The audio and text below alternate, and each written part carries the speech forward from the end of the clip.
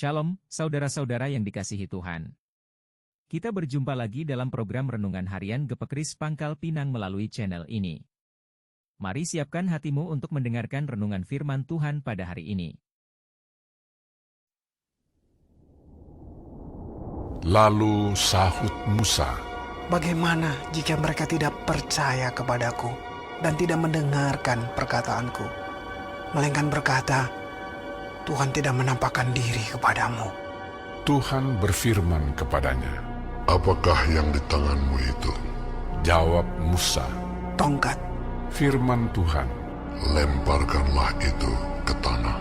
Dan ketika dilemparkannya ke tanah, maka tongkat itu menjadi ular, sehingga Musa lari meninggalkannya. Tetapi firman Tuhan kepada Musa, Ulurkanlah tanganmu dan peganglah ekornya. Musa mengulurkan tangannya, ditangkapnya ular itu, lalu menjadi tongkat di tangannya. Supaya mereka percaya bahwa Tuhan, Allah nenek moyang mereka, Allah Abraham, Allah Ishak, dan Allah Yakub, telah menampakkan diri kepadamu. Lagi firman Tuhan kepadanya, Masukkanlah tanganmu ke dalam bajumu. dimasukkannya tangannya ke dalam bajunya, dan setelah ditariknya keluar, maka tangannya kena kusta putih seperti salju. Sesudah itu firman-Nya, Masukkanlah tanganmu kembali ke dalam bajumu. Musa memasukkan tangannya kembali ke dalam bajunya, dan setelah ditariknya keluar, maka tangan itu pulih kembali seperti seluruh badannya. Jika mereka tidak percaya kepadamu dan tidak mengindahkan tanda mujizat yang pertama, maka mereka akan percaya kepada tanda mujizat yang kedua. Dan jika mereka tidak juga percaya kepada kedua tanda mujizat ini dan tidak mendengarkan perkataanmu, maka engkau harus mengambil air dari sungai Nil dan harus kau curahkan di tanah yang kering. Lalu air yang kau ambil itu akan menjadi darah di tanah yang kering itu. Lalu kata Musa kepada Tuhan, "Ah, Tuhan, aku ini tidak pandai bicara. Dahulu pun tidak, dan sejak Engkau berfirman kepada hamba-Mu pun tidak. Sebab aku berat mulut dan berat lidah." tetapi Tuhan berfirman kepadanya, Siapakah yang membuat lidah manusia? Siapakah yang membuat orang bisu atau tuli? Membuat orang melihat atau buta? Bukankah aku, yakni Tuhan? Oleh sebab itu, pergilah. Aku akan menyertai lidahmu dan mengajar engkau apa yang harus kau katakan. Tetapi Musa berkata, "Ah, Tuhan, utuslah kiranya siapa saja yang patut kau utus." maka bangkitlah murka Tuhan terhadap Musa, dan ia berfirman, Bukankah di situ Harun, orang Lewi itu kakakmu? Aku tahu bahwa ia pandai bicara. Lagi pula ia telah berangkat menjumpai engkau. Dan apabila ia melihat engkau, ia akan bersuka cita dalam hatinya. Maka engkau harus berbicara kepadanya dan menaruh perkataan itu ke dalam mulutnya. Aku akan menyertai lidahmu dan lidahnya, dan mengajarkan kepada kamu apa yang harus kamu lakukan. Ia harus berbicara bagimu kepada bangsa itu. Dengan demikian ia akan menjadi penyambung lidahmu, dan engkau akan menjadi seperti Allah baginya. Dan bawalah tongkat ini di tanganmu, yang harus kau pakai untuk membuat tanda-tanda mujizat. Lalu Musa kembali kepada mertuanya Yitro serta berkata kepadanya, "Izinkanlah kiranya aku kembali kepada saudara-saudaraku yang ada di Mesir, untuk melihat apakah mereka masih hidup." Yitro berkata kepada Musa, Pergilah dengan selamat. adapun Tuhan sudah berfirman kepada Musa di Midian, Kembalilah ke Mesir, sebab semua orang yang ingin mencabut nyawamu telah mati. Kemudian Musa mengajak istri dan anak-anaknya lelaki, lalu menaikkan mereka ke atas keledai, dan ia kembali ke tanah Mesir, dan tongkat Allah itu dipegangnya di tangannya. Firman Tuhan kepada Musa, Pada waktu engkau hendak kembali ini ke Mesir, ingatlah, supaya segala mujizat yang telah kuserahkan ke dalam tanganmu, kau perbuat di depan Firaun. Tetapi aku akan mengeraskan hatinya, sehingga ia tidak membiarkan bangsa itu pergi. Maka engkau harus berkata kepada Firaun, Beginilah firman Tuhan, Israel ialah anakku, anakku yang sulung.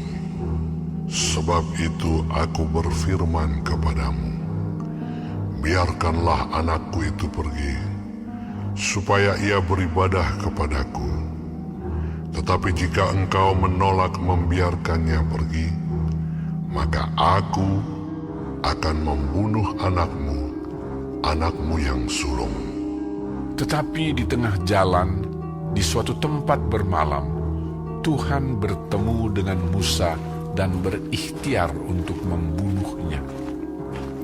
Lalu Zipora mengambil pisau batu, dipotongnya kulit katan anaknya, kemudian disentuhnya dengan kulit itu kaki Musa sambil berkata, Sesungguhnya engkau pengantin darah bagiku. Lalu Tuhan membiarkan Musa, pengantin darah, kata Zipora waktu itu karena mengingat sunat itu. Berfirmanlah Tuhan kepada Harun, Pergilah ke padang gurun menjumpai Musa. Ia pergi dan bertemu dengan dia di gunung Allah, lalu menciumnya. Kemudian Musa memberitahukan kepada Harun segala firman Tuhan yang disuruhkannya kepadanya untuk disampaikan dan segala tanda mujizat yang diperintahkannya kepadanya untuk dibuat. Lalu pergilah Musa beserta Harun, dan mereka mengumpulkan semua tua-tua Israel.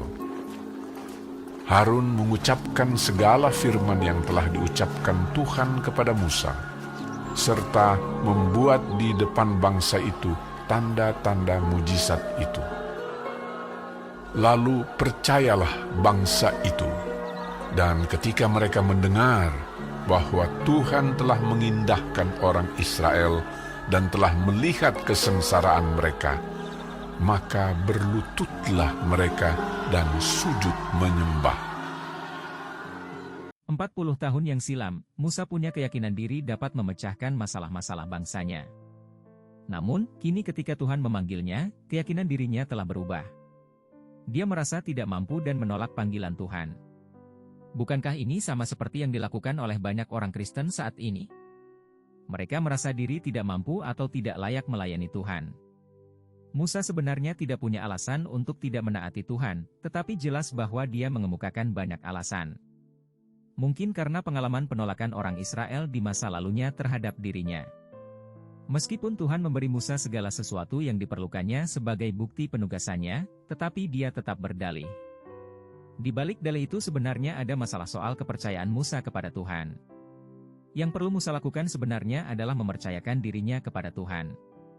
Begitu juga seharusnya kita menyikapi panggilan Tuhan. Kita seringkali gagal mempercayai Tuhan karena kekhawatiran atau ketakutan yang ada pada pikiran kita. Jika kita mau mempersembahkan kepada Tuhan apa yang kita miliki, maka Dia dapat memakai hal-hal itu bagi kemuliaan-Nya. Contohnya sebuah tongkat yang ada pada Musa. Bahkan Tuhan dapat menggunakan tangan manusia meskipun tangan itu tak berisi sesuatu pun. Sayangnya Musa tetap berdalih, dia mengatakan bahwa dia tidak pandai bicara dan meminta Tuhan mencari orang lain saja. Hal ini membuat Tuhan marah, dan Tuhan berkata bahwa dia telah mempersiapkan Harun yang sedang dalam perjalanan untuk menemui Musa. Harun yang akan berperan sebagai juru bicara Musa. Akhirnya Musa tidak dapat berdalih lagi. Sebenarnya sangat disayangkan jika ada orang yang melayani karena terpaksa atau dipaksa. Kita memang tidak layak untuk melayani Tuhan, tetapi jika Tuhan memanggil kita maka seharusnya kita tidak boleh menolak panggilan itu. Panggilan Tuhan adalah anugerah yang patut untuk kita syukuri. Dalam perjalanan menuju Mesir, tiba-tiba Tuhan mau membunuh Musa. Mengapa hal ini terjadi? Musa rupanya lalai untuk menyunat anaknya. Mungkin hal ini akibat dari pernikahan dengan pasangan yang tidak sepadan.